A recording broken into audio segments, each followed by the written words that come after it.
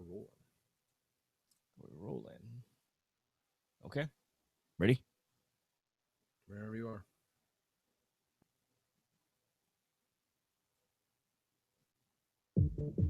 Hello and welcome to Wi-Fi Optional, the weekly tech show where we talk tech so you don't have to. This is episode 18, recorded Tuesday, March 22nd, 2016. And today, my name is Rakshan, and today with me is Mr. Jason Wadicott. Rakshan Wajaratney here. And how are you doing, Jason? I'm doing very well. We got a lot of news this last week to talk about, so it should be a pretty interesting show. Yeah, there is actually quite a bit. I was just looking at our script, and a lot of Apple heavy news over here. Yeah, it seems to be the this week or the last the way it's been. So I guess this way it's going to be until this FBI stuff gets sorted out. Yeah, that's certainly for sure. Okay, let's bring the um, news. our first little ping in the news article here. Got to look out for some new malware that could pop up just by mistyping a URL. The next time you accidentally type in .om instead of .com in your browser, beware of malware. The new scam targets URL typos and tries to install dangerous software on your computer. Download identifies itself as Adware Genio, which poses a standard Adobe Flash update, then installs itself as an extension to Chrome, Firefox, or Safari. This behavior is called typo squatting, tongue twister. It is not limited to the Flash updater page. Some pages will use surveys, advertisements, scareware tactics to get you to download the malware. And there's a list of over 300 domains that appear suspect and are listed. We'll post that in the show notes. But it's a really interesting thing where there's been years where people have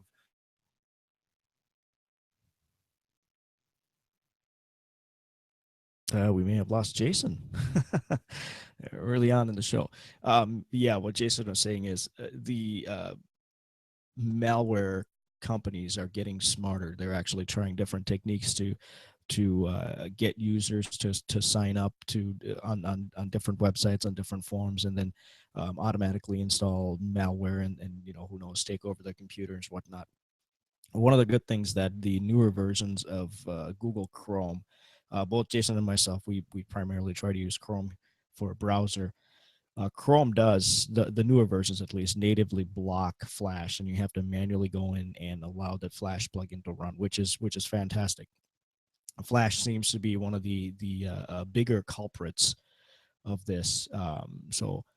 Like Jason said, we're going to list the URL that shows all of the suspected domains on our show notes. So hopefully next time you accidentally type in a URL, be very cautious. Next story, Apple's iCloud may get tighter encryption. Apple seems to have tougher defenses in mind for its iCloud service if it can find the right balance between convenience and security. Data stored in iCloud is already encrypted, but according to the Wall Street Journal, which cited unnamed sources, Apple is considering a change that would mean it no longer holds a key that could be used to decode the data. In February, Financial Times also reported that the company was aiming to strengthen iCloud encryption. If Apple follows through with the plan, consumers who forget their passcodes may never again be able to view what they've tucked away on iCloud. On the other hand, Apple may keep itself more insulated against requests from law enforcement agencies and snoopy governments. Access to iCloud backups has been a valuable tool for criminal investigations, so anything that makes access more difficult would surely exacerbate tensions between Apple and law enforcement agencies. I think we talked about this a couple of weeks ago. Actually, we talked about it last week, where we can envision Apple coming out with a version of an operating system where they can say, they'll throw their hands up, as we said last week, and say, sorry, don't have the key, can't do anything. yeah, it's one of those really tight gray area lines that Apple's walking where are they looking like they're trying to protect the interests of their users, or are they looking like they're trying to um, you know it's horribly to say, but help bad guys do things, and it's of course not that, but in the eyes of the FBI and everybody else, that's what it looks like. But it comes down to that they have to protect what their users want, and Apple, by far of any of the companies with mobile phones, has always relied on the fact that they do not give up information. They will protect your information. that's how they live. So it only makes sense that they would protect something that you can back up. And we know from the stories from the FBI that the FBI screwed up with the passwords and the resetting the passwords of the San Bernardino account where they could have got in. So maybe avoiding those loopholes like that, Apple can kind of make their users feel for safe. Not only that somebody can't peer into it, good guys in this case, but bad guys as well. On a related note, on the same thing, it says on a separate security front, iCloud suffered a black eye in 2014 when a hacker accessed nude photos of several celebrities from their personal accounts. The hacker Ryan Collins pleaded guilty to the charges. Collins got into the accounts via one of two methods. He tricked the celebs by sending emails that looked as if they came from Apple or a Google representative, or he simply guessed their password. So there was certainly no quote unquote hacking involved. It was mostly social engineering. So that kind of it's kind of a catch 22 where on one side they want all this encryption and all the data be completely secure, but then on the other side they're losing data, not because people are hardcore hackers, but they're just being social engineers and getting the information. Yeah, and that's the thing is you can't protect that we said a million times. You can't protect the human side of things. So as much as they can do, that's all they can really take care of. A third topic for today is staying on the Apple bandwagon, like we had mentioned earlier. Um, is Apple's event on March 21st, talking about the Loop. Apple's event left many in the tech industry wanting more and also wondering why the announcement couldn't have simply been made a simple press release. Apple started things off living up to the event's name, showing off brand new bands for the Apple Watch and also cutting the price to make the entry level 38 millimeter sport version a mere $299. The biggest announcement came from in the form of a new iPhone, the iPhone SE. The 4-inch iPhone 5 form factor phone packs a 16-bit A9 chip with M9 motion processor, a 12 megapixel camera, Touch ID, and NFC with Apple Pay as well. The base model comes in at $399 for 16 gigabytes, $499 for 64, and both versions will be made available in space gray, rose gold, silver, and gold. Lastly, the iPad Pro gets a revamp with a smaller 9.7-inch version. The new iteration will sport a 12 megapixel rear and 5 megapixel front camera, the new Oxide TFT Retina display that is less reflective, and an A9X processor with M9 Core processor, which is said to rival the Xbox 360's graphics performance. It'll come in the same colors as the iPhone SE and start at $599 for the 32 gigabyte version with Wi-Fi and continues up to 256 gigabyte versions with cellular connections. Both devices will start pre-orders on March 24th with availability on the 31st. Interesting release. Kind of we said is it's really nothing groundbreaking, and a lot of people were speculating or saying that this could have saved a lot of time and headache of people traveling for a simple press release, as there really wasn't much here groundbreaking in the news other than the iPhone SE kind of being an entry level smaller version, kind of taking a step back from getting bigger and bigger like we have been in the last few years. I find it really interesting that the devices are getting smaller from a physical form factor standpoint, but the insides, the actual technology is actually getting more and more advanced. The new iPhone SE is smaller and can fit on an iPhone 5 case, they say, so about the same size, but it's far more powerful than the 6S. So I find that really interesting. So we're packing more and more into the small uh, phone. So it tells me another thing. Well, how condensed is this data going to be, and how are you going to, if there's a problem, can you even fix these anymore, or are they so compact that it's like basically turns into a throwaway device? As much as they mark it up to $500-600, can you do anything with these? Well, and the other thing that's interesting is we kind of talked about before the show started, but back when the iPhones first came out, and we still know this is kind of a sham, but the difference in sizes, what they charge is vastly different from what it actually costs to put in that extra memory. Going from a 16 to a 64 even. Doesn't cost nearly $100 for the input, so it's just one of those price point things they throw in there.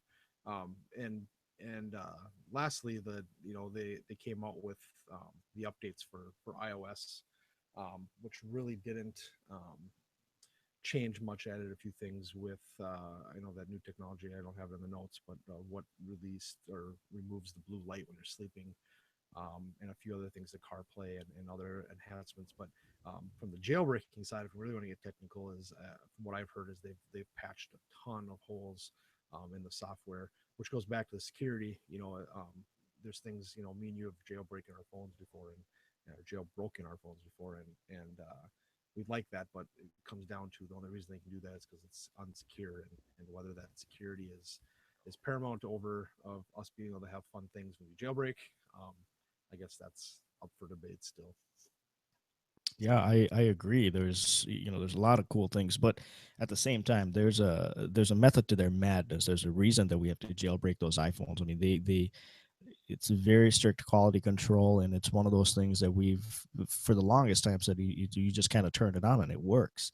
Um, that mentality is preserved by actually doing the quality control, by locking everything down and saying, you know what, here's a framework, you're going to run on this framework, and that's it. Sure, this phone is capable of doing all these other things, but you want to stick to this framework. So there is a purpose behind locking your phone down to a certain degree. But you're exactly right. The next story is we're shifting from Apple to Amazon. Amazon Echo finally gives Fitbit a voice. Now Fitbit users can hear praise for their daily activity from a human voice and in full sentences through a new integration with Amazon Echo's digital assistant Alexa.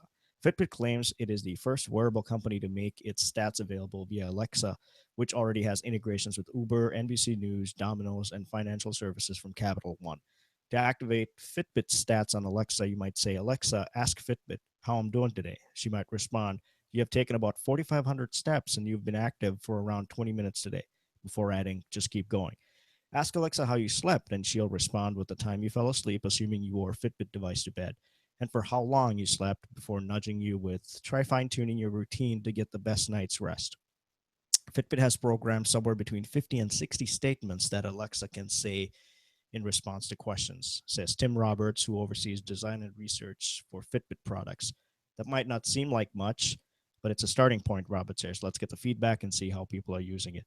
Um, Alexa has actually just exploded in the market. There's a lot of people that have it. I know a couple of people that use it, and they love it. Um, as much of a techie as I am, and this is just my personal opinion, I still wear my tinfoil hat when it comes to things like this. The fact that there's an always on microphone listening to everything you say, looking for that specific keyword, hey Alexa, just I just can't justify. I shouldn't say justify. It just makes me nervous keeping it on there. I know they're not recording, but the fact that that ability is there, to me at least, leaves the door open for malicious activity or spam or malware or something to come in and say, hey, let's utilize this microphone that's already on, and let's capture the feed. If you can get into the microphone, what more can you do? Yeah, and that's always been the Achilles heel of the Echo is that always on thing, and um, I agree with you. The cynic in me also says, what are you doing wrong that you wouldn't want somebody to hear what you're saying? But it's a personal your personal property inside your house. Those are conversations that you want to keep private, and I completely agree with that as well. But like you said, the how much this app or this device and the apps are written for have blown up in the last few months is absolutely amazing. I saw a video the other day. You can actually have Alexa conduct a spelling bee and ask you Wow. certain questions. And I think it's up to like 50 rounds of questions or something like that. And there's just so many different little tips and tricks that people have found that they've kind of built little Easter eggs into Alexa. Let alone the apps that people are coming out with for certain functions and certain services they provide is really, really, really interesting. And I really like the way it's going. Like you said, I wish there was a better warm and fuzzy you could get from like you said, always having a microphone on and maybe their newest device they came out with, one of them, the tap, I believe, was the one that actually requires you to push the button for it to respond to you, or listen to you, I should say. And that maybe is kind of the middle ground, that if they could somehow sell it functioning, well, it kind of eliminates half of the joy of just being able to talk to the thing. But have that, so those people that are still worried could actually do that. Maybe that would inspire people to use it, or more wider adoption with those tinfoil hat people like you. I agree with you on that one. Yeah, the new one where you actually have to tap the button, but then that takes away the coolness factor, though.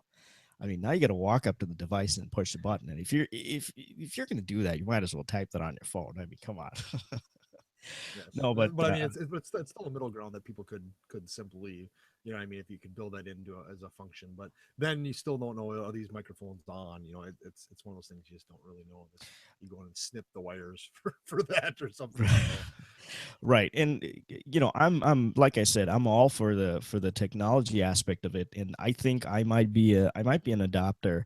Um, but I want to wait a little bit, because recently I read in an article that there was a kind of a hackathon of sorts for Internet of Things, um, and they said that they were able to break into a connected house in less than 3 hours.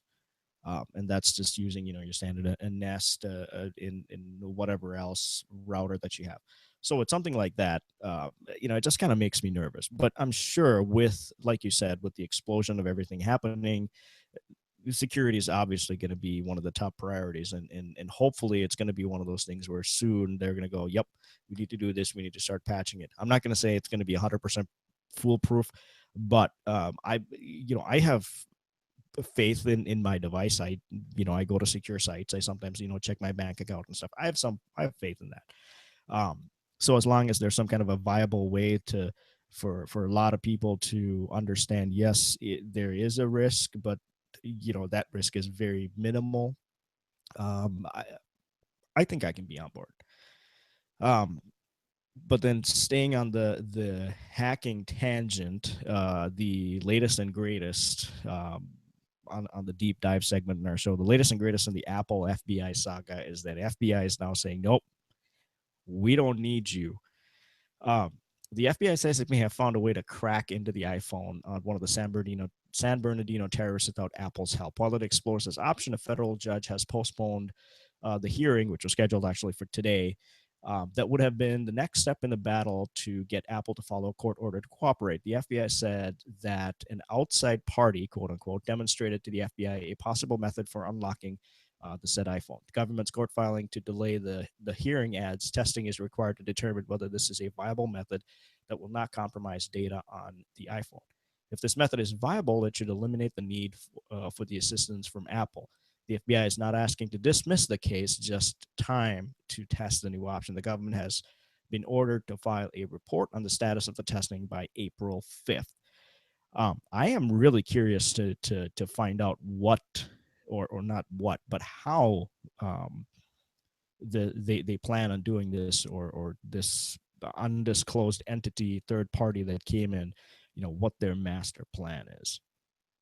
I, my gut instinct, and being the cynic in me again, is I wonder that if, I've said along in our talks on here and off air, that I always feel like this was just the FBI's push to set a precedent. And I just wonder if they it's to the point now where they feel like that precedent might get set the wrong direction, and this is their stall technique to, maybe not build a case for it, but just figure get their ducks in a row before they go to the Supreme Court on something like this, or the next level.